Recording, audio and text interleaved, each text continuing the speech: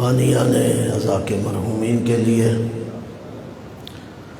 اپنے اپنے مرحومین کے لیے، اور پھر ان مرحومین کے لیے جن کے لیے کوئی ہاتھ اٹھانے والا، فاتحہ پڑھنے والا نہیں۔ ایک مرتبہ سورہ فاتحہ، 3 مرتبہ سورہ اخلاص۔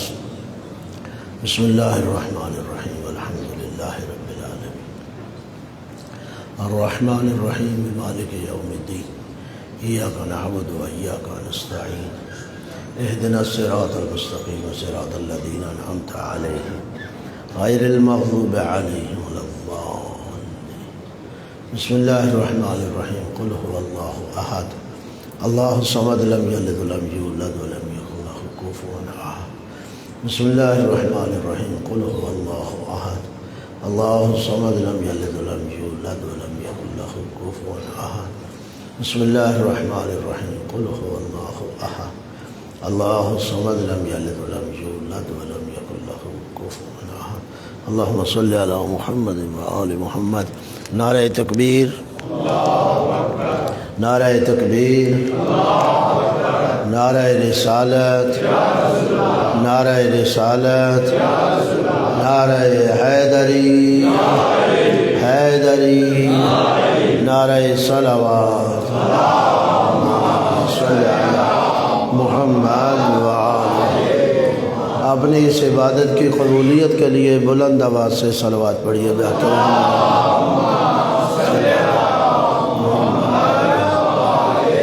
جن احباب مومنین دوستوں نے اس عبادت کا اہتمام، انتظام، انصرام فرمایا ہے، آپ تمام برادران دور و نزدیک سے تشریف لائے ہیں، سب کی سایہ جمیلہ کی قبولیت کے لیے بھی بلند آواز سے صلوات۔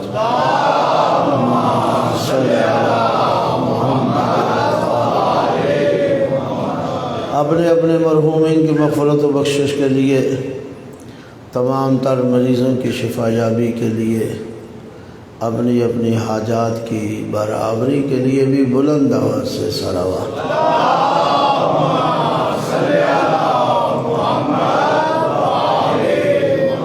ہمارے نہایت محترم برادر ذاکر صاحب، شیخ ذاکر صاحب کے عزیز ہیں جو پریشان ہیں، تو مشکل ہے، ان کی پریشانی کی دوری اور مشکل کی آسانی کے لیے بھی بلند آواز سے صلوات۔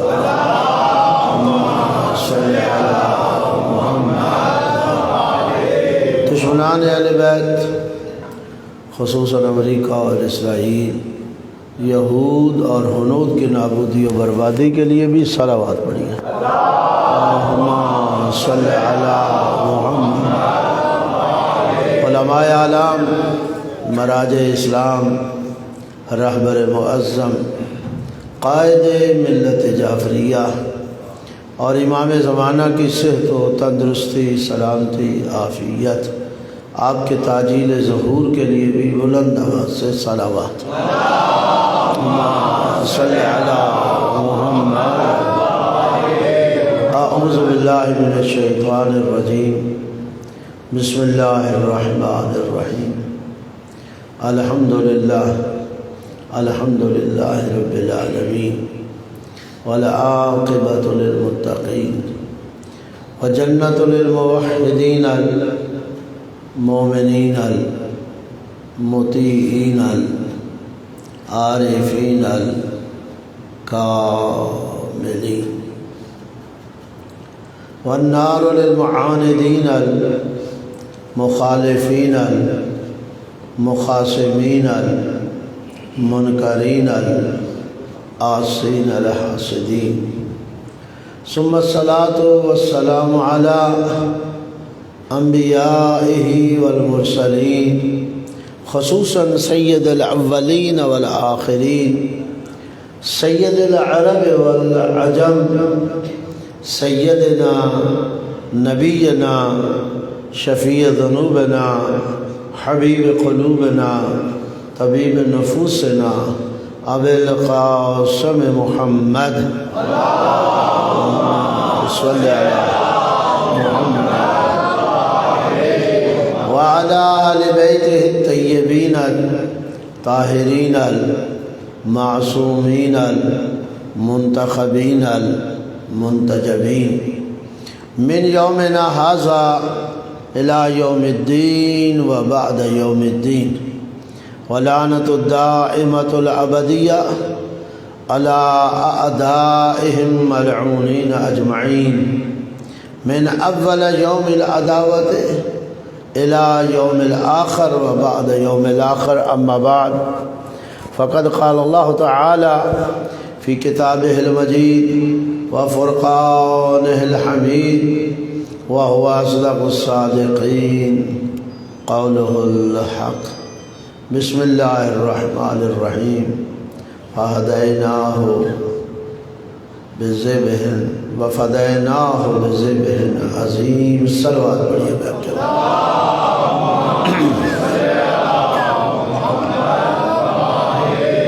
میرے نہایت ہی واجب الاحترام سامعین کرام حاضرین اعظام خالق کائنات آپ کی ہماری بانیان اعضا کے عیسائی جمیلہ کو اپنی بارگاہ میں قبول اور منظور فرمائے۔ اللہ رب العزت جن جن احباب نے ہمارے ذمہ جو دعائیں لگائی ہیں ان تمام کی دعاؤں کو مستجاب فرمائے، اور اللہ کی بارگاہ میں ہمیشہ یہ التجا رہتی ہے کہ جہاں ان مجالس کو ہمارے لیے ذکر ہدایت قرار دے وہاں وسیلہ نجات بھی ٹھہرائے۔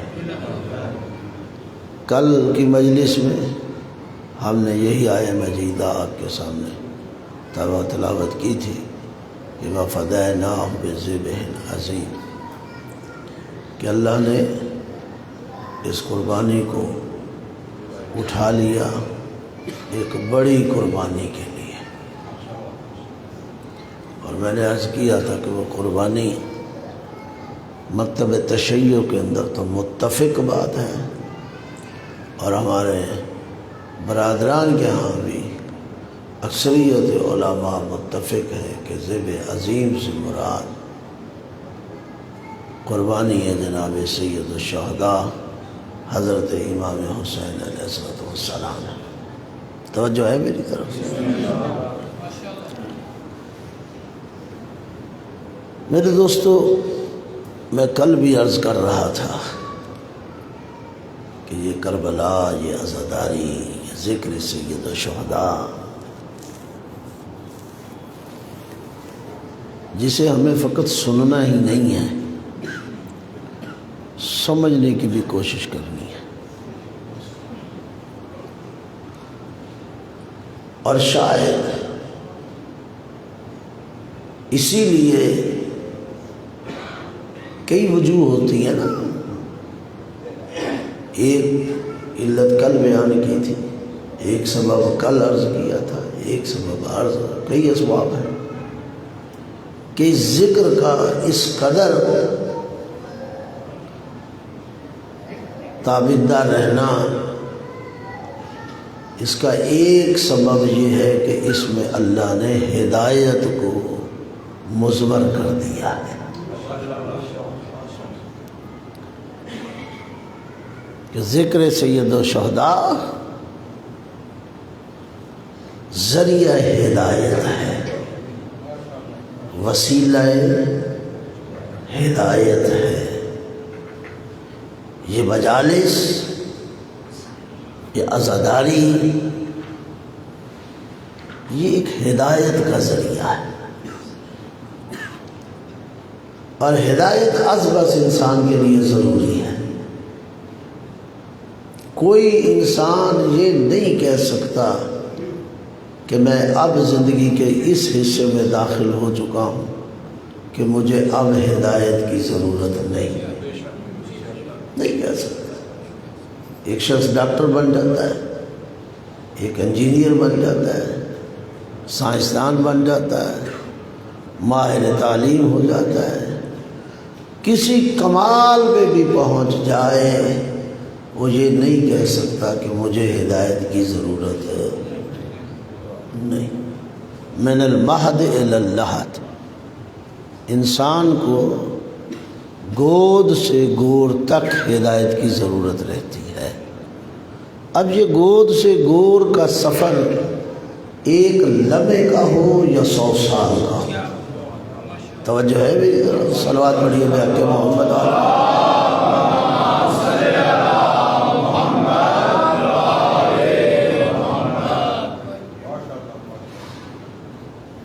چاہے 100 سال کا ہی کیوں نہ ہو، انسان ہمیشہ طالب ہدایت رہے گا۔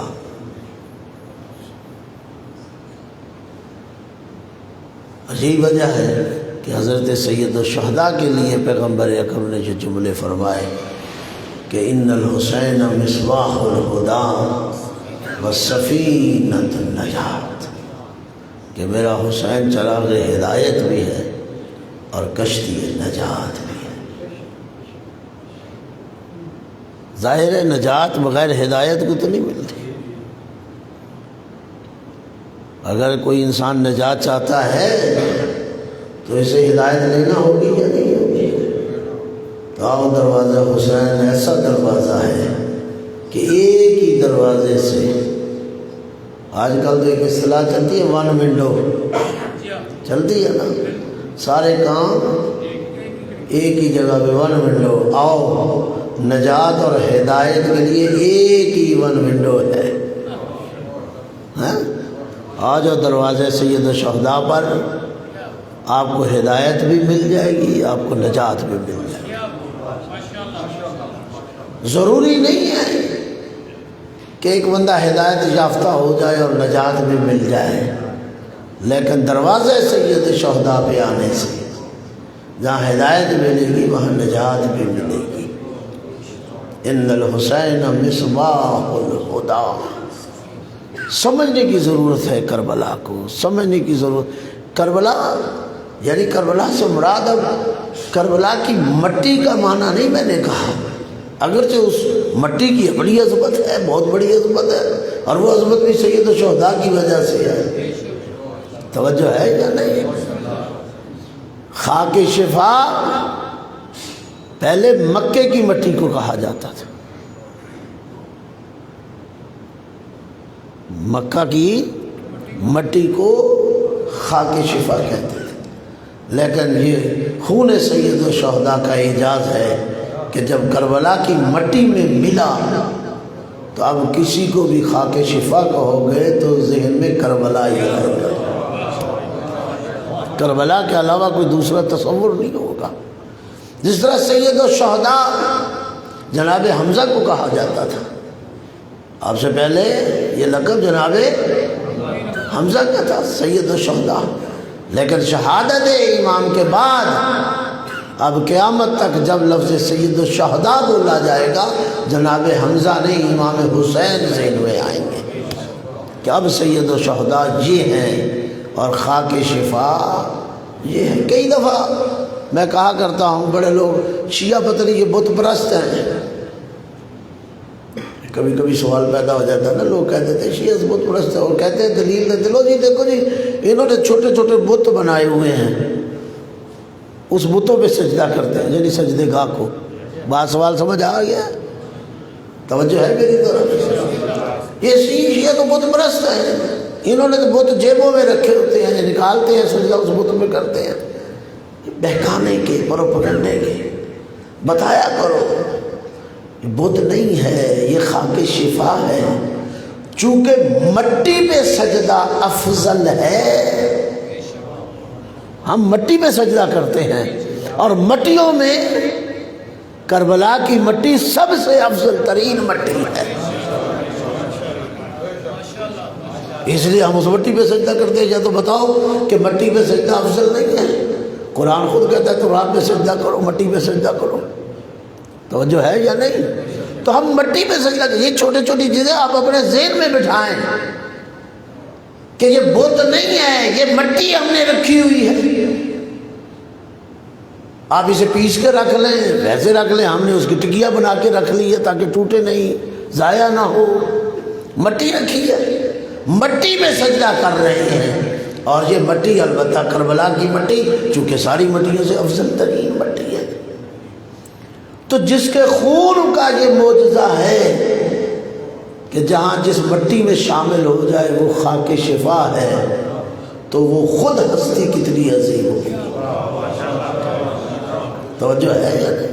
ان الحسین مصباح الہدی. سمجھنے کی اچھا یہ دیکھیے محبت فرمائیے، یہ نہیں کہا کہ میرا حسین ہدایت ہے، حالانکہ ہر امام ہادی ہوتا ہے یا نہیں ہوتا؟ ہر امام ہادی ہوتا ہے، تو امام حسین بھی ہادی ہے. لیکن رسول اسلام نے جب لفظ استعمال کیا، یہ نہیں کہا کہ میرا حسین ہادی ہے، بلکہ کہا مصباح الہدی. حسین اس شخصیت کا نام ہے جس سے ہدایت کو روشنی ملتی ہے. توجہ ہے یہ، اللہ کو سلام علیکم. جس سے ہدایت خود روشنی پاتی ہے. اب میں بات لمبی لے جاؤں تو بڑی دور تک چلی جائے گی، میں سمیٹ کے کہنا چاہتا ہوں. دیکھیے قرآن کو کیا کہا جاتا ہے؟ قرآن ھدی للمتقین، قرآن کی آیت ہے. قرآن متقین کے لیے خدا ہے، ہدایت ہے یا نہیں؟ اور رسول اسلام کے لیے کیا کہا قرآن میں؟ هو الذی ارسل رسولہ بالہدی، وہ اللہ جس نے رسول کو ہدا بنا کے بھیجا. تو قرآن بھی ہدا، رسول بھی ھدی للمتقین، اور رسول بھی متوجہ آپ کے سمجھیے گا، قرآن بھی ہدا، رسول بھی ہدا، اور حسین کیا ہے؟ مصباح الہدی. شاید آپ متوجہ نہیں ہوئے. ان الحسین مصباح الہدی، حسین چراغ ہدایت ہے، یعنی حسین اس ذات کا نام ہے جس سے قرآن بھی روشنی پاتا ہے اور خود رسول بھی روشنی پا رہے ہیں.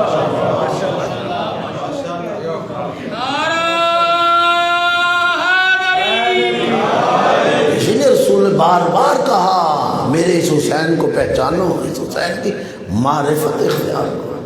فعرفوہ، اس حسین کو معرفت اختیار کرو. وفضلوہ، اور جب معرفت ہو جائے تو پھر اس کی عظمت کا اقرار کرو. وانصروہ، اور جب عظمت کا پتہ چل جائے تو پھر اس حسین کی نصرت کرو.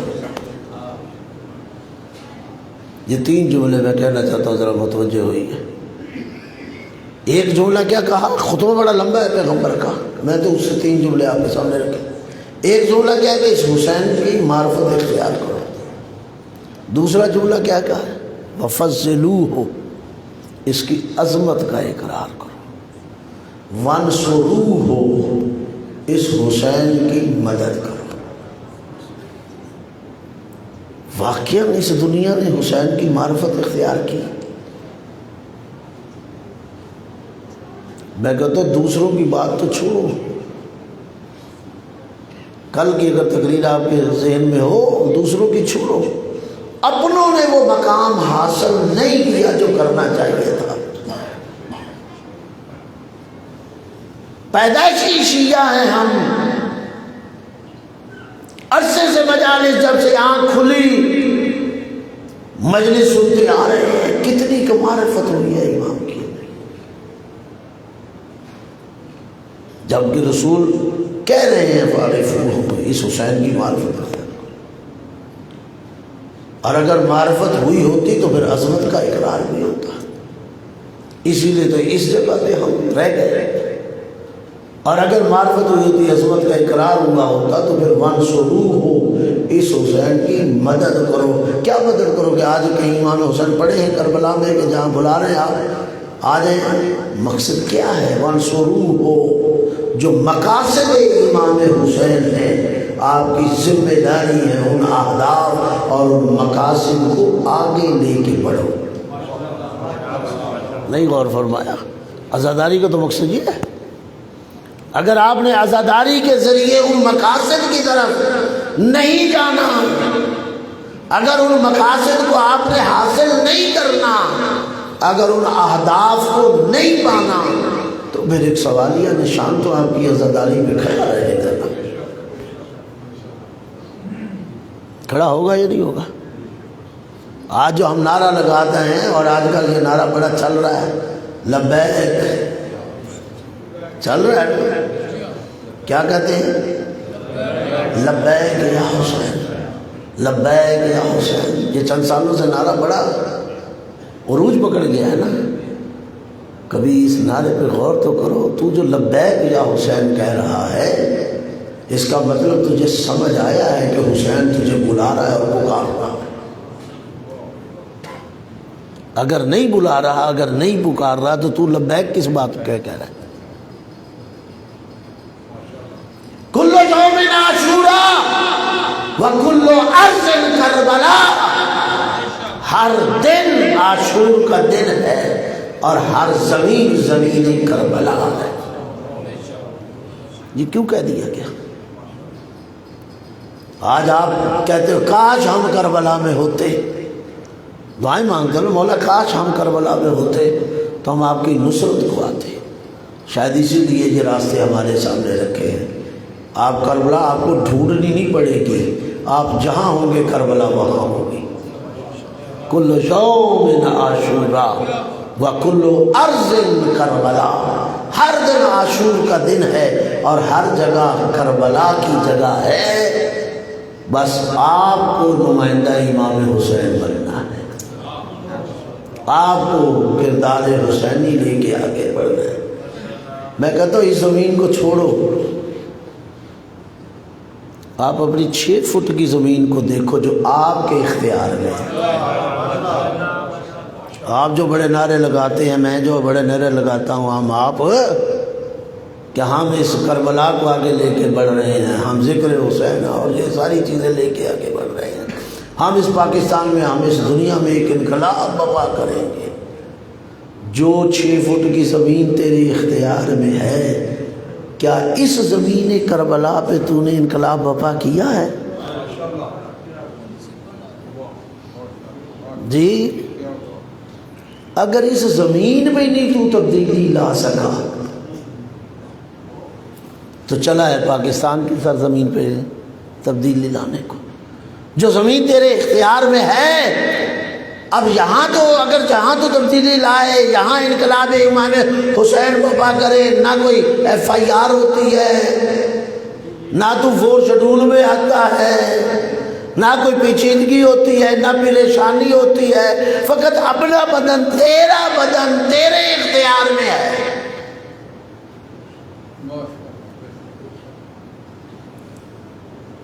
اس طرح تو کہتا ہے، نعرے آج کل بڑے لگتے ہیں،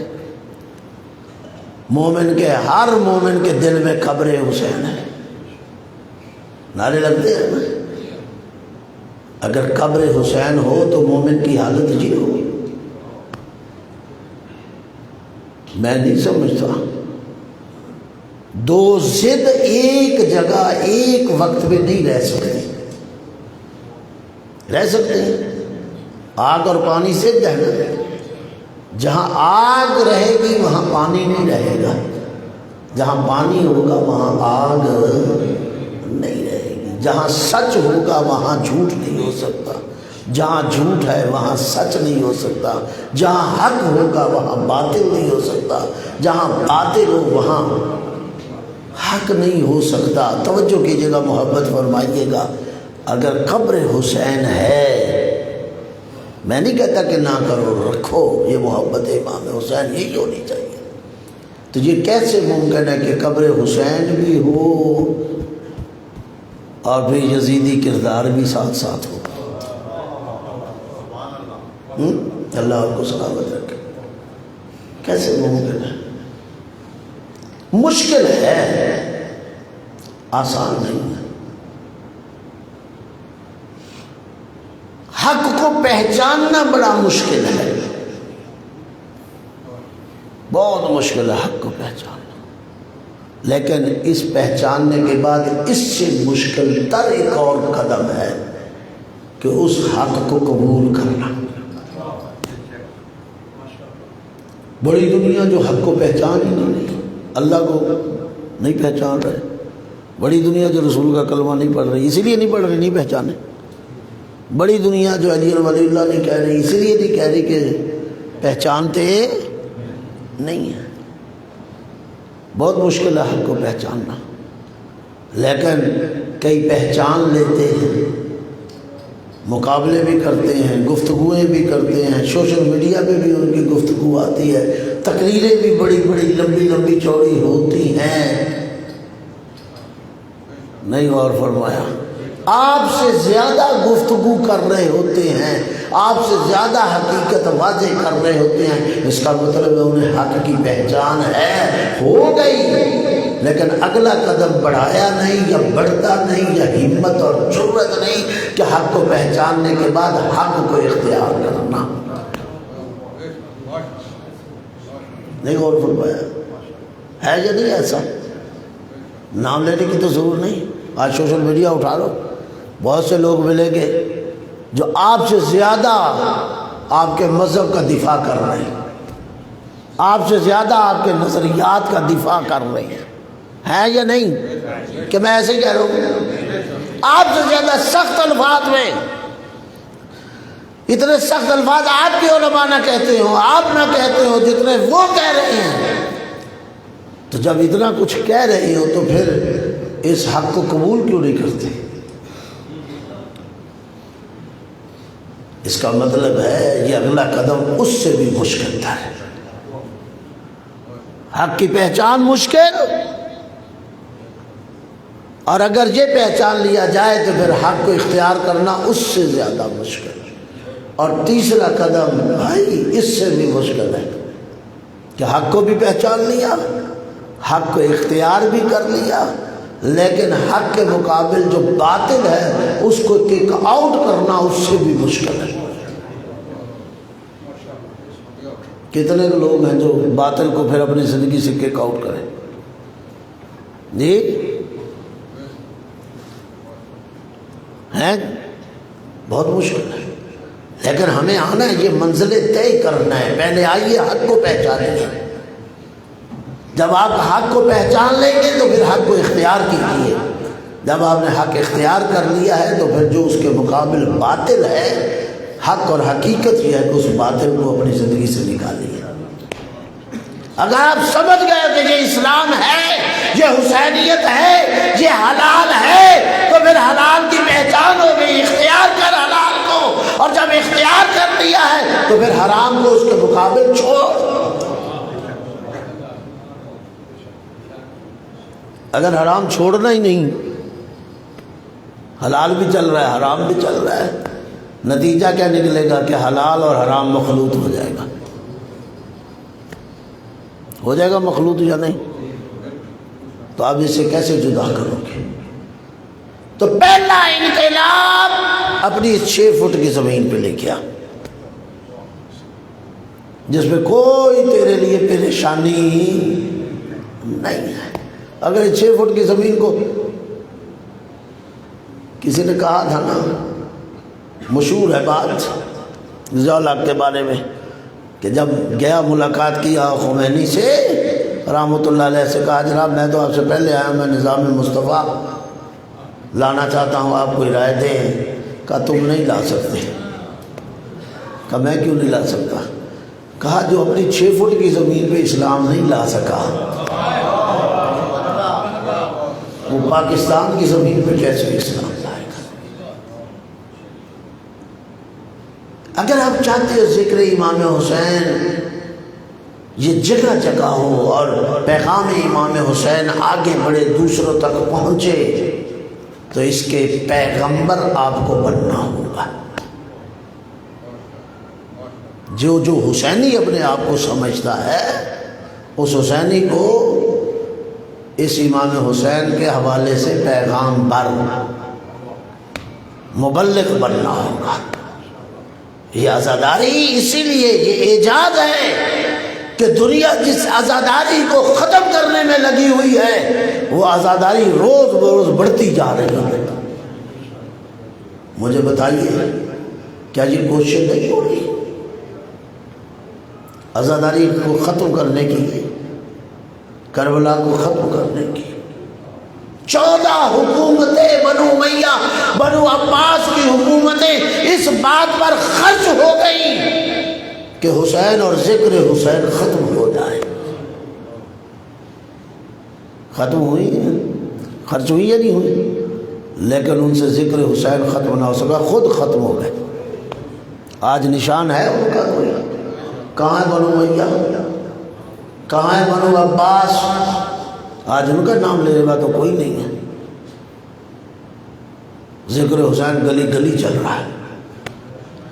اس وقت آپ دنیا کا کوئی خطہ نہیں دکھا سکتے جہاں آزاداری مظلوم کربلا نہ ہو رہی ہو۔ آپ چلے جائیں بر صغیر میں تو آپ بیٹھے ہیں خود، جاؤ افریقہ چلے جاؤ، آسٹریلیا چلے جاؤ، امریکہ چلے جاؤ، کوئی بر اعظم ایسا نہیں دکھا سکتے جہاں ذکر حسین نہ ہو رہی۔ یہ اعجاز نہیں ہے، یہ معجزہ نہیں ہے۔ 1400 سال گزر جانے کے بعد بھی واقعہ کربلا تر و تازہ ہے، آگے سے آگے بڑھ رہا ہے۔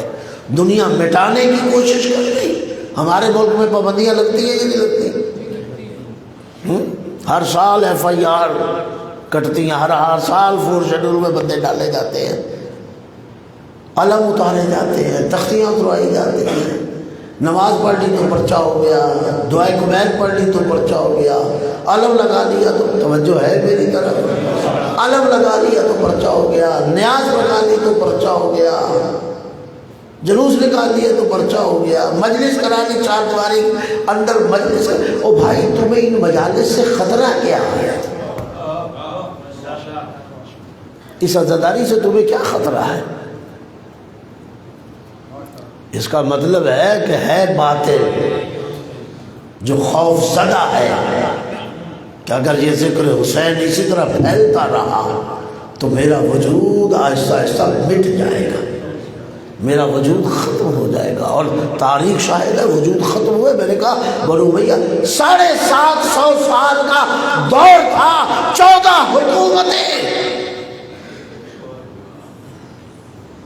فقط اس بات پہ کام ہو رہا تھا کہ کربلا مٹ جائے، ذکر حسین ختم ہو جائے، حسین کا نام نہ رہے۔ مگر یہ نام آج بھی زندہ ہے، کربلا آج بھی زندہ ہے۔ مٹانے والے مٹ گئے، خود ان کا نشان نہیں۔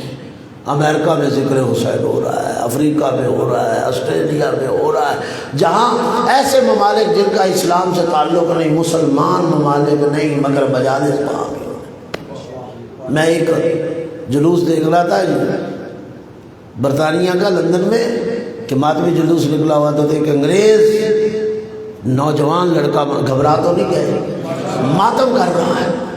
بعد میں کسی نے پوچھا بھی تو مسلمان ہے؟ اس نے کہا نہیں۔ کہا پھر یہ تو کیوں ماتم کر رہا ہے؟ تو کہا میں تو عیسائی ہوں۔ کہا تو پھر کیوں ماتم کر رہا ہے؟ نہ تو مسلمان ہے نہ اسلام سے تیرا تعلق ہے۔ اس نے کہا مجھے یہ نہیں پتا، میرا تعلق اسلام سے نہیں ہے، میں مسلمان نہیں ہوں، لیکن میں کئی سالوں سے کر رہا ہوں، مجھے سکون ملتا ہے۔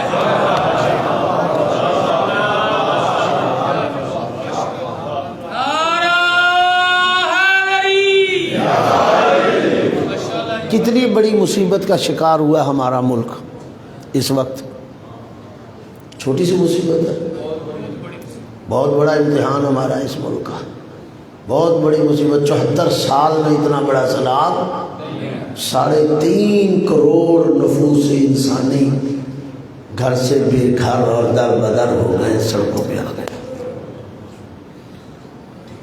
اگر یہ بارشیں اب رک بھی جائیں، یہ سیلابی صورت رک بھی جائے تو تب بھی ماہرین کہتے ہیں 4 سے 5 مہینے لگیں گے یہ پانی ختم ہونے میں۔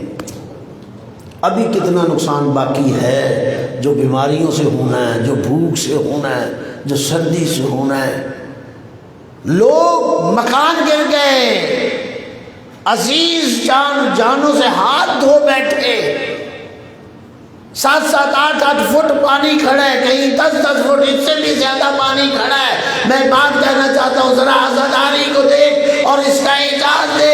طوفان میں گھرے ہوئے پھر بھی تجھے نظر آئے گا، علم بھی بلند ہے اور ماتم داری بھی ہو رہی اور مجلس عزا بھی ہو رہی۔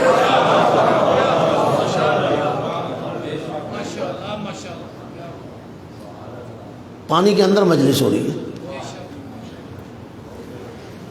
صلوات پڑھیے بحق محمد و علی محمد، السلام علیکم۔ اجازت ہے؟ پانی کے اندر مجلس، 2-3 مجلسوں کی تو تصویریں اور ویڈیو سوشل میڈیا میں بھی ہیں.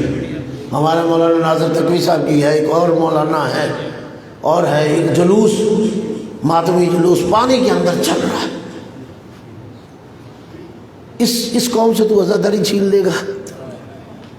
یہ عزاداری کیسے ختم ہوگی؟ قبلہ صاحب کے علاقے ہیں گلگت بلتستان، وہاں ایسی جگہ ہیں جہاں 12 مہینے برف باری رہتی ہے. اب مجھے اس جگہ کا نام نہیں، ٹی وی اس پہ بھی سوشل میڈیا پہ بھی وہ دکھایا جا رہا ہے، موجود ہے.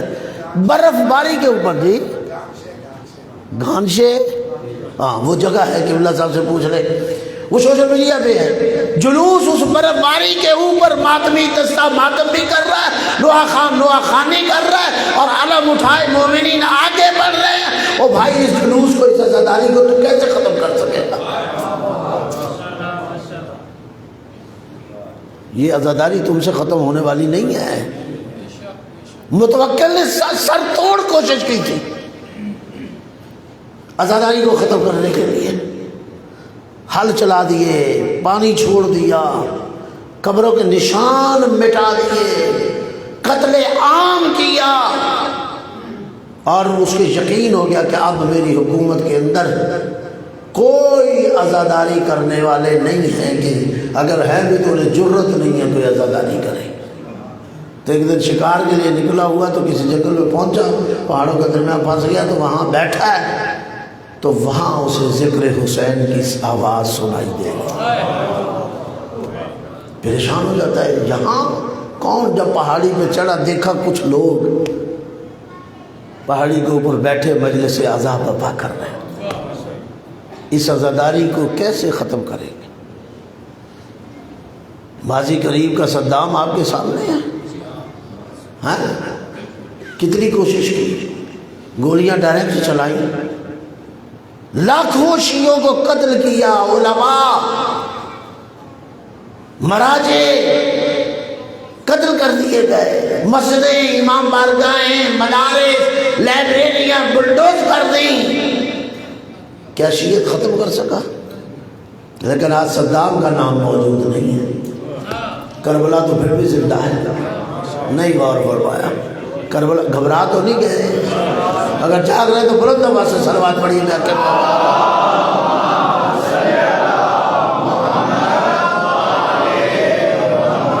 اس کا نشان نہیں ہے. کربلا آج بھی موجود ہے.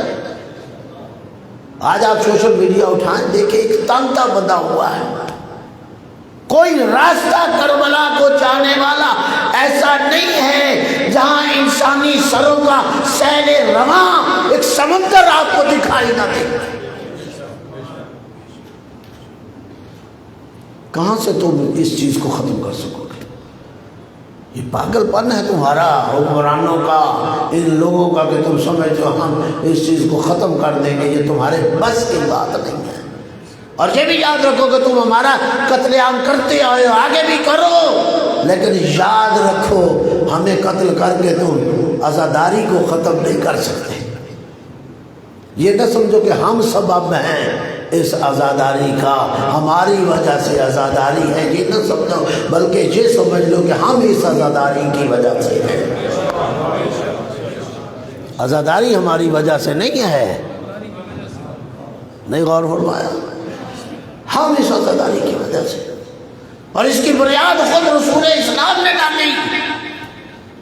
جب سید الشہداء کی ولادت ہوتی ہے، بی بی امام کو اٹھا کے جا کے اپنے بابا کے ہاتھ میں رکھا کہ اللہ نے آپ کو نواسا دیا ہے. آپ نے ہاتھوں پہ اٹھایا، خوش ہوئے، ظاہرہ حسین کو دیکھا ہے. اور یہ عام فرد تو نہیں ہے، یہ وہی ہے جس کے لیے کہا تھا حسین منی وانا من الحسین. یہ وہی ہے جس کے لیے کہا ان الحسین مصباح الہدی وسفینۃ النجات. ادھر خوش ہو رہے تھے کہ ایک دم سے رونا شروع کر دیا کہ بابا کیا ہوا؟ کعبے بھی جبرائیل نے مجھے خبر دی ہے. کیا خبر دی ہے؟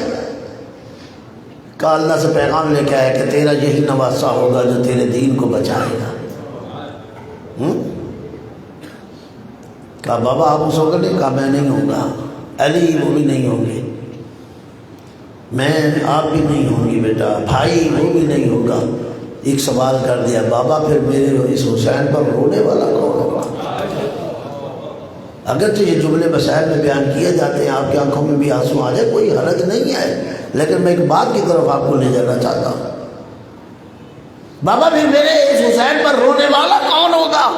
تو آپ نے فرمایا کہ گھبراؤ نہیں، اللہ ایک ایسی امت پیدا کرے گا، اور فرما رہے ہیں جس کے بوڑھے حسین کے بوڑھوں کو روئیں گے، جس کے جوان حسین کے جوانوں کو روئیں گے، جس کے بچے حسین کے بچوں کو روئیں گے، جس کی خواتین بچیاں ان کربلا کی خواتین کو روئیں گی۔ تو آپ تو خوش قسمت ہیں کہ آپ کو اللہ نے اس امت کا حصہ دار بنایا۔ میں نے کل عرض کیا تھا نا، قد خلقوا من طینۃ، اے شیعو تم ہماری بچی مٹی سے بنے ہو، تمہیں اسپیشل پیدا کیا گیا تاکہ یہ قوم امام حسین پر روئے گریہ کرے، اور اس گریے کو خود رسول اسلام نے بھی کیا، اس ذکر کو تو رسول اسلام نے بڑھایا ہے، اس گریے کو تو رسول اسلام نے بڑھایا ہے۔ اس مجلس آزاد کو روایات ہیں جہاں مجلس امام حسین ہو رہی ہے، روضۃ من ریاض الجنہ، مجلس حسین جنت کے باغوں میں سے ایک باغ ہے۔ گھبرا تو نہیں گئے؟ جہاں مجلس ہو رہی ہے، آسمان سے قبلہ صاحب بیٹھے، آسمان سے ملائکہ اسپیشل آتے ہیں، اور جب مجلس ختم ہوتی ہے وہاں کی خاک اٹھا کے آسمانوں کی طرف جا رہے ہوتے ہیں، وہاں کے ملائکہ پوچھتے ہیں کہاں سے آئے ہو، آج آپ سے کیسی خوشبو آ رہی ہے۔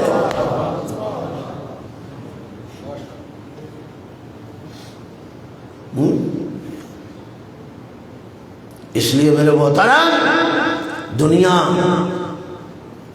کر لے کوشش، یہ کربلا ان سے ختم ہونے والی نہیں، یہ ذکر حسین اس سے ختم ہونے والا نہیں، اور اس لیے نہیں کہ امام فرماتے ہیں ان لقتل الحسین حرارۃ فی قلوب المؤمنین لا تبرد ابدا، شہادت امام حسین سے مومنین کے دلوں میں ایک ایسی آگ اٹھ کھڑی ہے جس آگ کو دنیا کی کوئی شے بجھا نہیں سکتی۔ یہ میں نہیں کہہ رہا، معصوم فرماتے کہ اس آگ کو دنیا کی کوئی شے ٹھنڈا، یہ جو گرمی پیدا ہو چکی ہے شہادت امام حسین سے، کوئی اسے ختم نہیں کر سکتا۔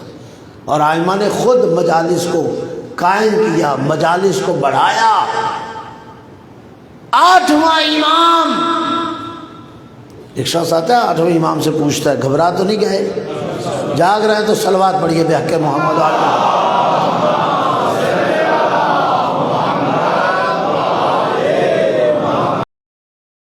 8ویں امام کے پاس امام پوچھتے ہماری مجالس برپا کرتے ہو؟ میں کچھ بہت سی چیزیں اور بیان کرنا چاہتا تھا، بہرحال آپ کے حکم کے مطابق میں پھر اسی طرف ہی رہ رہا ہوں۔ کہا ہماری مجالس برپا کرتے ہو؟ کہا مولا ہاں ہم آپ کی مجالس برپا کرتے ہیں۔ کہا ہمارے امور بھی اس میں ذکر کرتے ہو؟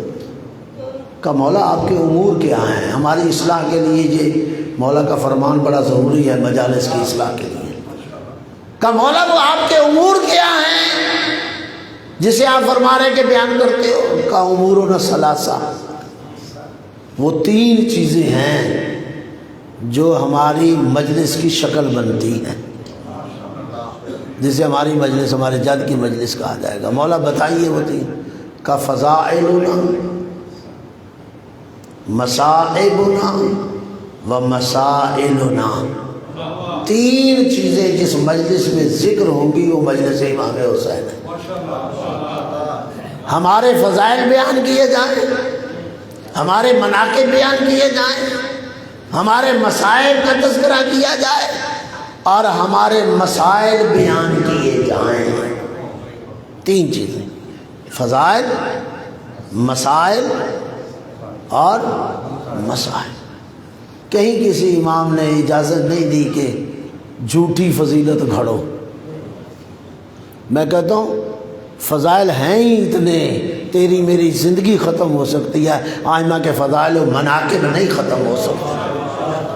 یار مجھے نہیں سمجھ آتی، ایک طرف آپ نے بچپن سے یہ فرمان سنا کہ لو اشجار و اقلاما، اگر درخت کلمے بن جائے، والبحور مدادا، اور جس سمندر کی سیاہی بن جائے، پانی سیاہی بن جائے، والجن والانس حسابا و کتابا، اور جن اور انس مل کر لکھنے والے بن جائیں، تب بھی فضائل علی ابن ابی طالب لکھ نہیں سکیں گے۔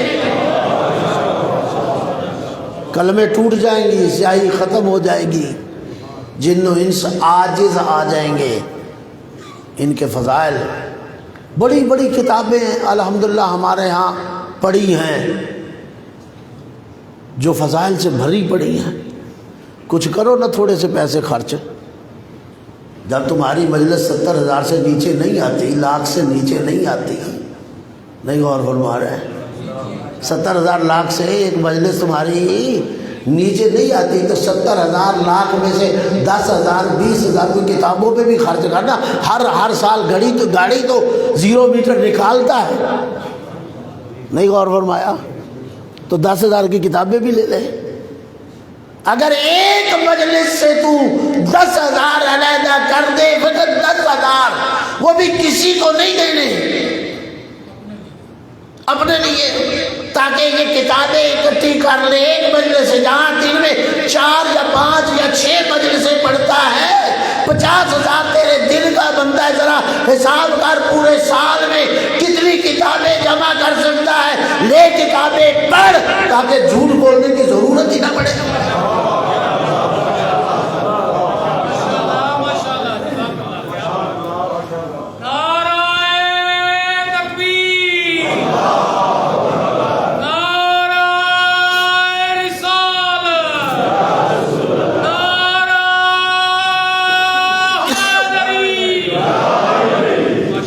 پیسے تیری عیاشی کے لیے تو نہیں ہے، کر دے 10,000 روپیہ خرچ کر، دیکھ کتابیں لے، اتنی کتابیں ہیں، فضائل بھی ہے، مقتل بھی ہے، تاریخ بھی ہے، سیرہ بھی ہے، تفسیریں ہیں، تجھے پتہ بھی نہیں چلے گا۔ 1 سال کے اندر تیرے پاس اتنا کتابوں کا ذخیرہ ہو جائے گا کہ اب تجھے ضرورت اور پریشانی نہیں ہوگی۔ کتابیں نہیں خریدتا، گاڑیاں لے گا اور عیاشیوں پہ لگائے گا، پتہ نہیں۔ اب میں اگر ذکر کرنا لگوں تو بڑی لمبی چیز ہو جائے گی، مجھے ادھر ذکر کرنے کی ضرورت نہیں، لیکن کم از کم تیرے اس کام سے جو دین پر تہمت لگتی ہے، بہتان لگتا ہے، مذہب سوال بن کے رہ جاتا ہے، کم از کم اس مذہب کو تو بچا لے ان سوالوں سے۔ اور اس کے ذمہ دار آپ بھی ہیں، ہم بھی ہیں۔ یہ ٹرائی اینگل ہے، یہ مثلث ہے، ناراض رہے گا، آپ نے اجازت دی ہے تو میں حق بھی یہی ہے، یہ ٹرائی اینگل ہے بھائی، پڑھنے والا، پڑھانے والا اور سننے والا۔ اگر یہ تینوں ٹھیک ہو جائے تو پھر تو ایک انقلاب آ جاتا ہے، لیکن اگر ایک بھی ٹھیک ہو جائے باقی 2 ناکارہ ہو جاتے ہیں۔ پڑھنے والا ہی غلط نہ پڑھے، پڑھانے والا کیا کر لے گا، تو آپ سننے والے کیا کر لیں گے؟ میں ہی جب تیار نہیں غلط پڑھنے پہ، تو جو بانی آج کی مجلس کو کیا کریں گے، آپ کیا کر لیں گے؟ اور اگر میں ہی غلط ہوں تو آپ ہی سننے پہ تیار نہیں ہوں، تو بانی اور میں مل کے کیا کریں گے؟ کون سنے گا مجھے؟ بانی کو بلانے کا کیا فائدہ ہوگا اگر آپ تیار ہو جائیں کہ ہم نے غلط آدمی کو سننا ہی نہیں اور فرمایا، ہم نے غلط آدمی کو سننا ہی نہیں۔ اور اگر بانی تیار ہو جائے، ٹھیک ہو جائے کہ میں نے غلط کو پڑھانا ہی نہیں، تو غلط کہاں سے آگے پڑھے گا، کہاں بیٹھے گا، آپ کہاں سنیں گے؟ یہ ٹرائی اینگل ہے، یہ مثلث ہے۔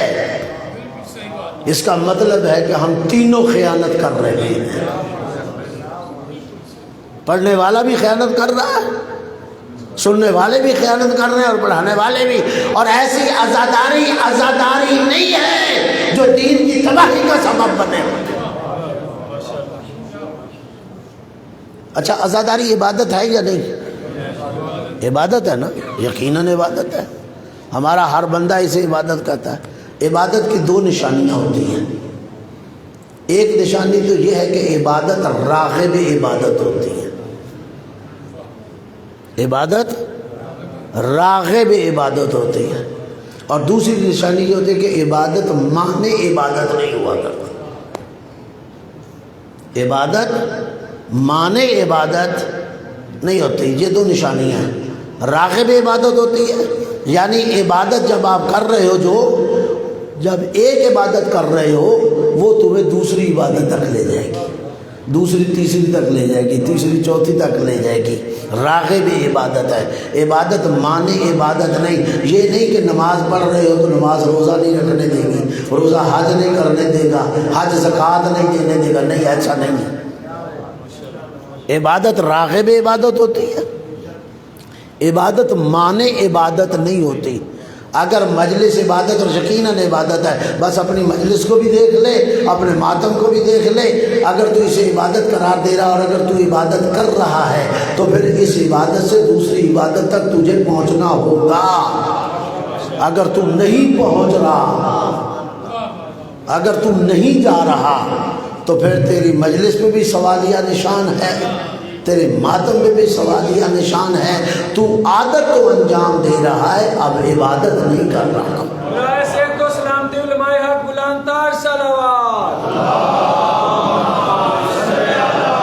قرآن کی آیت ہے ان الصلاۃ تنہی عن الفحشاء والمنکر، نماز فحاشی و منکر سے بچاتی ہے نا قرآن کی آیت۔ ایک شخص چھٹے امام کے پاس آ جاتا ہے، مولا یہ آیت ہے کیا؟ کہا ان الصلاۃ تنہی عن الفحشاء، کہا بالکل قرآن کی آیت ہے۔ کہا واقعی نماز فحاشی و منکر سے بچاتی ہے؟ بے توجہ ہے یا نہیں؟ فحاشی و منکر سے میرے مولا کہتے ہیں بالکل بچاتی۔ کہا ہم نے بڑے نمازیوں کو دیکھا شراب بھی پی رہے ہیں، نماز بھی پڑھ رہے ہیں، نماز بھی پڑھ رہے ہیں اور کچھ گناہ بھی کر رہے ہیں۔ امام نے کہا اگر یہ بندہ نماز پڑھتا رہا، ایک نہ ایک دن اس کی نماز اسے گناہوں سے نکال نہیں۔ غور فرمایا، توجہ ہے یا نہیں؟ اللہ آپ کو سلامت رکھے۔ ایک نہ ایک دن اس کی نماز اسے گناہ سے باہر لے آئے۔ تو عبادت راغب عبادت ہوتی ہے، عبادت مانے عبادت نہیں ہوا کرتی۔ نماز اگر آپ نے پڑھنی شروع کر دی، نماز آپ کو روزے تک لے جائے گی، روزہ رکھنا شروع کر دیا وہ آپ کو حج تک لے جائے گا، حج کرنا شروع کر دیا وہ آپ کو زکوٰۃ تک لے جائے گا، زکوٰۃ دینی شروع کر دی آپ کو خمس تک لے جائے گا، خمس دینا شروع کر دیا آپ کو جہاد تک لے جائے گا، امر بالمعروف پہ پہنچ جائیں گے، نہی عن المنکر پہ پہنچ جائیں گے۔ تو اگر آپ روز ایک قدم نہیں بڑھ رہے، معصومین کی روایت ہے مومن کا تو ہر دن گزرے ہوئے دن سے آگے ہوتا ہے۔ تو اگر سال گزرنے کے بعد بھی ہمارے اندر تبدیلی نہ آئے، پورے سال کی مجالس سن لیں، 2 مہینے 8 دن تو ہمارے یہاں مسلسل ہوتی ہیں نا، محرم اور سفر اور 8 ربیع الاول اور پھر باقی سال کی مجالس، اگر اتنی مجالس سن کر بھی تیرے میرے اندر تبدیلی نہ آئے تو پھر کیا ہے؟ کیا کہے گا؟ ذکر حسین میں اثر نہیں یا زمین اتنی بنجر ہے؟ ان الحسین مصباح الہدی و سفینۃ النجات، حسین چراغ ہدایت بھی ہے، کشتی ہے، ادھر سے تو حسین کا ہے اور ادھر سے تجھے ہدایت بھی نہ ملے، نجات بھی نہ پائے۔ یہ تو دروازہ وہ ہے جہاں سے ہدایت بھی ملتی ہے، جہاں سے نجات بھی ملتی ہے۔ اس کا مطلب تیرے اندر کوئی خامی ہے، نہ تو ہدایت لے رہا ہے۔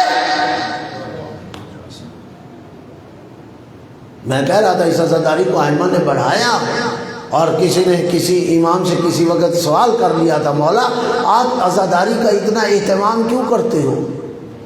تو امام نے جواب دیا، لِأَنْ لَا تَنْسَوْنَهُ كَمَا نَسَيْتُمُ الْغَدِيرَ، ہم عزاداری کو اس لیے اہمیت دے رہے ہیں کہیں غدیر کی طرح تم کربلا کو بھی نہ بھول جاؤ۔ غدیر کی طرح، غدیر کو بھولنے کا نتیجہ ہے کربلا، اور اگر کربلا کو بھی بھول گئے تو پھر آپ کے پاس رہے گا کیا؟ غدیر اتنی اہم شے تھی، میرے امام نے کہا لے اللہ تنسونہ کما نسیتم الغدیر، ہم کربلا کو اس لیے اہمیت دے رہے ہیں کہ تم غدیر کی طرح نہ بھول جاؤ۔ میں حقیقتاً کہتا ہوں اگر غدیر کو امت یاد رکھتی، اسلام کے مختلف چہرے نہ ہوتے، اسلام کی مختلف شکلیں نہ ہوتی، حلال اور حرام پہ جھگڑا نہ ہوتا، جائز و ناجائز پہ جھگڑا نہ ہوتا اگر غدیر کو یاد رکھا جاتا۔ اگر غدیر کو یاد رکھا جاتا امت اسلامیہ اتنے ٹکڑوں میں نہ بٹتی۔ اسلام ایک دین ہے، ایک مذہب ہے، ایک۔ تو یہ کیوں ہوا؟ اس لیے کہ آپ نے غدیر کو بھلا دیا۔ حالانکہ غدیر وہ ہے جس نے دین بھی مکمل ہو رہا ہے اور نعمت بھی تمام ہو رہی ہے۔ آخر اس کی اہمیت ہے، غدیر کی اتنی اہمیت ہے کہ رسول اسلام کے قافلے کو اللہ نے اس انداز سے روکا، یا ایھا الرسول بلغ ما انزل الیک، اے میرے رسول پہنچا اس چیز کو جو چیز تجھ پہ نازل کی گئی ہے۔ فَإِن لَمْ تَفْعَلْ فَمَا بَلَّغْتَ الرِّسَالَةَ، اگر تو نے یہ کام نہ کیا تو تو نے رسالت کا کوئی کام ہی نہیں کیا، کوئی کام ہی نہیں کیا، کوئی کام ہی نہیں کیا۔ 63 سالہ زندگی داؤ پہ لگ گئی ہے میرے پیغمبر کی کہ اگر یہ چیز نہ پہنچائے، یہ چیز نہ پہنچائے تو 63 سالہ زندگی داؤ پہ لگی ہے۔ مجھے بتاؤ جس رسول کی 63 سالہ زندگی داؤ پہ لگ جائے کہ اگر نہیں پہنچاتا تو کوئی کام ہی نہیں کیا، تو مسلمان اس کو مانے نہ تو تیرا اسلام کیسے رہتا ہے؟ تیرا ایمان کیسے باقی رہتا ہے؟ رہ سکتا ہے؟ یا ایھا رسول بلغ ما انزل الیک، پہنچا اس چیز کو جو تجھ پر نازل کی گئی۔ فَإِن لَمْ تَفْعَلْ، اور اگر ایسا نہ کیا فَمَا بَلَّغْتَ الرِّسَالَةَ، تو نے کوئی کام کیا نہیں، توحید پہنچائی، ہم کہیں گے نہیں پہنچائی۔ نبوت پہنچائی، ہم نے کہا نہیں، رسالت نہیں، معاد نہیں، حشر نہیں، نماز نہیں، روزہ نہیں، حج نہیں، یہ 63 سالہ زندگی ہم کہیں گے ختم، کچھ نہیں تو نے کیا۔ تو وہ کیا کیا تھا؟ وہ پہنچایا کیا تھا؟ مسلمانوں یہ تو جواب دو نا، وہ کون سی چیز تھی جو ہم بیان کر رہے ہیں؟ اگر اس سے ہٹ کر کوئی اور چیز ہے تو ہمارے سامنے لاؤ، ہمارے سامنے لے کے آؤ نا۔ اگر اس کے علاوہ ہے تو ہمارے سامنے 5.5 گھنٹے کا خطبہ رسول اسلام جو میدان خم میں دے رہے ہیں، وہ کوئی ہیر نہیں سنا رہے تھے، وہ میاں محمد بخش کا کلام نہیں سنا رہے تھے، وہ سیف الملوک نہیں پڑھ رہے تھے۔ 5.5 گھنٹے کا خطبہ پیغمبر نے مقام خم پہ دیا، اور پھر زمین سے ایک تنکا اٹھا کے کہا بتاؤ اگر اس تنکے کے بارے میں اللہ نے کوئی حکم دیا ہے، میں تم سے پوچھنا چاہتا ہوں وہ حکم جو اللہ نے اس تنکے کے بارے میں اللہ کی طرف سے میں نے پہنچایا ہے یا نہیں پہنچایا؟ کا قالو بلا، کیوں نہیں یا رسول اللہ آپ نے پہنچایا؟ توجہ ہے میری طرف؟ آپ نے پہنچایا۔ کعبہ سن لو، جب ایک تنکے کا بھی حکم جو آیا میں نے اس میں کوئی رد و بدل نہیں کی، تو پھر وہ اس خطبے کا جو معراج ہے اس خطبے کی آپ علماء واعظین سے غدیر سنتے رہتے ہو کہ اٹھایا علی بن ابی طالب کو اور ایک اعلان کیا من کنت مولا،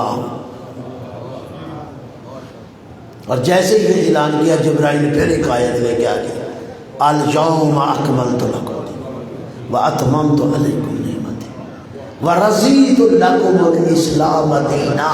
آج وہ دن ہے جہاں دین بھی مکمل ہو رہا ہے، نعمت بھی تمام ہو رہی ہے۔ پیغمبر کی 63 سالہ زندگی میں یہ ایک دن ہے، نہیں غور فرمایا؟ یہ ایک دن ہے جہاں دین بھی مکمل ہے، جہاں نعمت بھی تمام ہے۔ اگر یہ دن نکال دو نا، دن نکال دو تو نہ دین مکمل نہ نعمت تمام۔ باقی دنوں میں نماز بھی ہے، روزہ بھی ہے، حج بھی ہے، زکوٰۃ بھی ہے، یہ سارا دین ہے، جو کچھ بھی بقیہ حصہ ہے دین کا وہ ہے۔ لیکن یاد رکھو اگر اعلان امامت نہیں ہے تو پھر کچھ بھی نہیں ہے۔ یہ دن ہے جس دن دین مکمل ہو رہا ہے، نعمت تمام ہو رہی ہے۔ جب علی کی امامت و ولایت سے اللہ کا دین مکمل ہو رہا ہے، تیرا اسلام کیسے مکمل ہوتا ہے علی کو نکال کر؟ اس خلافت اور امامت کو نہ مان کر تیرا ایمان اور اسلام کیسے باقی رہتا ہے؟ بس میرے دوستو ٹائم بہت زیادہ ہو گیا ہے، یہی تو دشمنی تھی علی سے کہ حسد، بغض، کینہ، عداوت علی بن ابی طالب سے اس حد تک بڑھ گئی کہ آج جتنی سپاہ پسر سعد فوج لے کے کھڑا ہے نا کربلا میں، یہ فقط میرے مولا کائنات کے بغض کی وجہ سے ہے، علی سے دشمنی کی وجہ سے ہے۔ یہ میں اپنی طرف سے نہیں کہہ رہا۔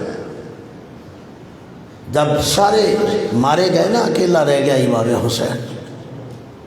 میں بس تھوڑی دیر مسائل پڑھوں گا اور کل کے مسائل کے ساتھ ملاتے ہوئے آگے بڑھوں گا۔ جب سب مارے گئے، دیکھیے امام حسین کا چہرہ، ایک دفعہ فوج اعداء کے سامنے جا کے کھڑے ہو جاتے ہیں، کہتے دیکھو اگر تم میرے قتل سے باز آ جاؤ نا تو میں یہ سارے قتل معاف کرنے کے لیے تیار ہوں۔ یہ آسان بات نہیں ہے، یہ کہہ دینا آسان ہے۔ جس معاشرے میں ہم آپ رہ رہے ہیں وہاں ایک قتل ہو جائے نسل در نسل دشمنیاں چلتی ہیں۔ تو یہاں تو اکبر جیسا قتل ہوا جوان بیٹا، یہاں عباس جیسا بھائی مارا گیا، بازو کاٹے گئے، یہاں قاسم جیسا بھتیجا ٹکڑے ہو چکا ہے، یہاں علی اصغر جیسا بچہ گلا کٹوا بیٹھا ہے۔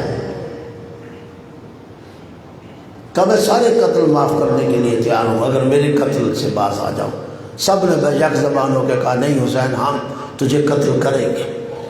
کہا آخر مجھے قتل کیوں کرنا چاہتے ہیں؟ کہا لبغض ابیک، اس لیے ہم تجھے قتل کرنا چاہتے ہیں کہ ہمیں تمہارے باپ سے دشمنی ہے، علی ابن ابی طالب سے، باپ سے دشمنی۔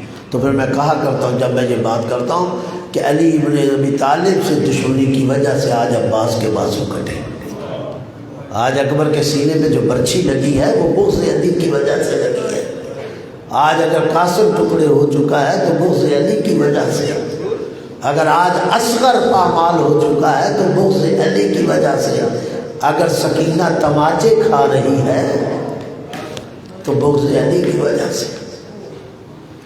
میں نے کل بھی کہا تھا کہ یہ تماچوں کا آغاز کہاں سے ہوا تھا؟ سب سے پہلا تماچہ رسول کی بیٹی کو پڑا۔ اگر مسلمان کھڑے ہو جاتے تو آج علی کی بیٹی کو تماچے نہ پڑتے، اور کل پھر حسین کی بیٹی سکینہ کو تماچے نہ پڑتے۔ یہ وہ بیویاں ہیں، میں نے کل بھی عرض کیا تھا، یہ وہ بیویاں ہیں جو دن کی روشنی میں کبھی ماں کی قبر پہ ڈل گئی تھی،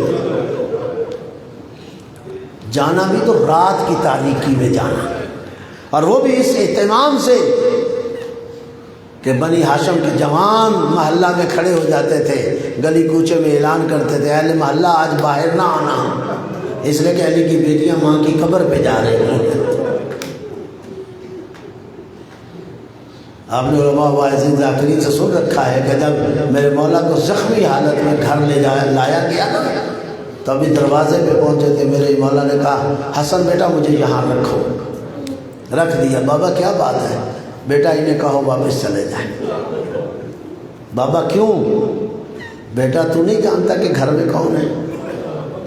میں علی کی غیرت گوارا نہیں کرتی کہ میری بیٹیوں کے رونے کی آواز، میں نے جملے کہہ دیے، بس تھوڑی دیر آپ کو زحمت دینا چاہتا ہوں کہ میری بیٹیوں کی آواز ان کے کانوں تک آئے۔ میں کہوں گا مولا آج تو آپ برداشت نہیں کر رہے، کل یہی تیری بیٹیاں ہوں گی، اور وہ بھی ننگے سر۔ دوسرا یا تیسرا دن تھا میرے مولا کو زخمی ہوئے، آپ بستر بیماری پہ ہیں، سر شگافتہ ہے اور تکلیف کی شدت اور حدت ہے۔ اتنے میں امام حسین سامنے آئے، میرے مولا کی نگاہ پڑی، کہا حسین بیٹا؟ ہاں بابا ذرا میرے پاس آئے۔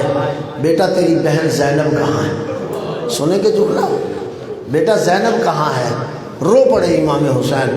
کہا بیٹا روتا کیوں ہے، بتاتا کیوں نہیں؟ کہا بابا رو کیوں نہ، زینب تیری پشت پہ تو کھڑی ہے۔ عزادارو میں نے پڑھ لیا، آپ نے سن لیا۔ وہ بی بی کہنے کا مقصد یہ ہے کہ وہ بی بی جو باپ کے سامنے کھڑی نہیں ہوتی تھی، ذرا سوچ تو صحیح، اسے ابن زیاد اور یزید کے سامنے کھڑا ہونا پڑے۔ اجرکم الی اللہ، اللہ آپ کی عبادت قبول کرے۔ کہا زینب بیٹا ذرا آؤ نا سامنے، آؤ میرے سامنے۔ بی بی سر جھکائے ہوئے آہستہ آہستہ قدم اٹھاتے باپ کے سامنے آ کے کھڑی ہو گئی۔ جی بابا۔ کہا بیٹا میں جانتا ہوں تو بڑا اچھا قرآن پڑھتی ہے، تو بڑی اچھی تلاوت کرتی ہے، ذرا پڑھنا قرآن، کرنا تلاوت۔ دیکھ میرا سر 2 حصوں میں تقسیم ہو چکا ہے، مجھے تکلیف کی شدت ہے، ذرا پڑھ قرآن تاکہ تکلیف کم ہو۔ جب کہا نا پڑھ قرآن کر تلاوت، علماء نے لکھا بی بی کا ایک رنگ آ رہا تھا، ایک رنگ جا رہا تھا۔ بی بی کے بدن میں کپ کپی تاری ہو گئی۔ حسین ہاتھ باندھ کر کے آگے کھڑے ہو گئے، بابا اپنا حکم واپس لیجیے۔ کہا بیٹا کیوں؟ سنیں گے جملہ؟ کہا بیٹا کیوں؟ کہا بابا میری بہن مر جائے گی، آپ کے سامنے قرآن نہیں پڑھ سکتی۔ مجھے بتاؤ جو باپ کے سامنے قرآن پڑھتے شرماتی تھی، اسے شام و کوفہ کے بازاروں اور درباروں میں خطبے دینے پڑے۔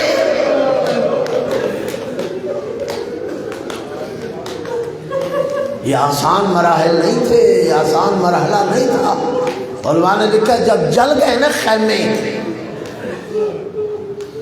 جلے ہوئے خیموں کی راہ کے آگے علی کی بیٹیاں کھڑی ہیں، سب سے آگے ثانیہ زہرا جناب زینب سلام اللہ علیہ۔ پسر سعد نے اپنی فوج کی طرف مڑ کے کہا دیکھو وہ علی کی بیٹی کھڑی ہے۔ بس میں آخری حصے میں آ گیا ہوں، وہ علی کی بیٹی کھڑی ہے۔ کہا تم میں سے کوئی نکلے اس کے سر سے چادر اتار کے لے۔ اس سے زیادہ میں مصائب کیا پڑھوں گا؟ جب کہا نا کہ تم میں سے کوئی نکلے اور اس کے سر سے چادر اتار کے، علماء نے لکھا ہے فوج 2 قدم پیچھے ہٹ گئی۔ کہا پسر سعد ہم نے بڑے ظلم کر لیے، ہم نے عباس کے بازو کاٹ دیے، ہم نے حسین کے اکبر کو مار دیا، حسن کو مار دیا، اس کے بھتیجوں کو مار دیا، اب ہمیں حسین کی بہن کے سر سے چادر، یہ ہمارے لیے مشکل ہے، ہم یہ کام نہیں کر سکتے۔ کہتے ہیں حرملہ خولی نکلا باہر، آ کے پسر سعد کے سامنے آ کے کھڑا ہو گیا، کہتا ہے میں لاتا ہوں جاز کی چادر، مجھے اجازت دی جائے۔ کہتے جب امیر مختار کے پاس گرفتار کر کے لایا گیا نا خولی کو، تو امیر مختار کی عادت تھی پوچھتا تھا تو نے کیا ظلم کیے، تو اس سے بھی پوچھا کہ خولی تو نے کیا کیا ظلم کیے؟ اس نے کہا مختار مجھ سے نہ پوچھ، میں نے بڑے ظلم کیے ہیں۔ کہا نہیں بتانا پڑے گا۔ کہا نہیں مجھ سے نہ پوچھ، کہا نہیں بتانا۔ کہا اگر سننا ہی چاہتا ہے تو میں سارے ظلم نہیں بتاتا، ایک ظلم بتاتا ہوں تو وہی سن لے۔ کہا کیا؟ کہتا میں وہ ہوں جس نے زینب کی سر سے چادر، اجرکم اللہ، اللہ آپ کی عبادت قبول کرے۔ کہتا میں وہ ہوں جس نے زینب کے سر سے چادر کو اتارا۔ کہتا بتا واقعہ کیا ہے؟ کہتا جب پسر سعد نے کہا نا میں کھڑا ہو گیا سامنے، میں نے کہا میں لے کے آتا ہوں، مجھے اس نے کہا کہ وہ علی کی بیٹی کھڑی ہے، جا اس کے سر سے چادر لے آ۔ کہتا میں وہاں سے چلا جہاں علی کی بیٹی کھڑی تھی، سامنے کھڑا ہو گیا، میں نے پڑھ لیا، آپ نے سن لیا۔ علی کی بیٹی کے سامنے خولی کھڑا ہو گیا۔ کہتا میں جب کھڑا ہوا تو میں نے ہاتھ بڑھایا، میں نے کہا زینب لاؤ چادر۔ کہتا جب میں نے کہا نا لاؤ چادر، تو بی بی نے چادر دینے کی بجائے اپنے آپ کو اور چادر میں لپیٹا۔ کہتا میں سمجھ گیا بی بی چادر دینا نہیں چاہتی۔ کہتا ہے مختار میں نے کیا کیا؟ میں نے ہاتھ اٹھا کے بی بی کے سر پہ ڈالا۔ کہتا میں نے چادر کو کھینچنا شروع کیا، جیسے جیسے میں چادر اتارنے کی کوشش کرتا تھا، چادر کھینچتا تھا، بی بی اسی طرح اپنے آپ کو لپیٹے دے جاتی تھی۔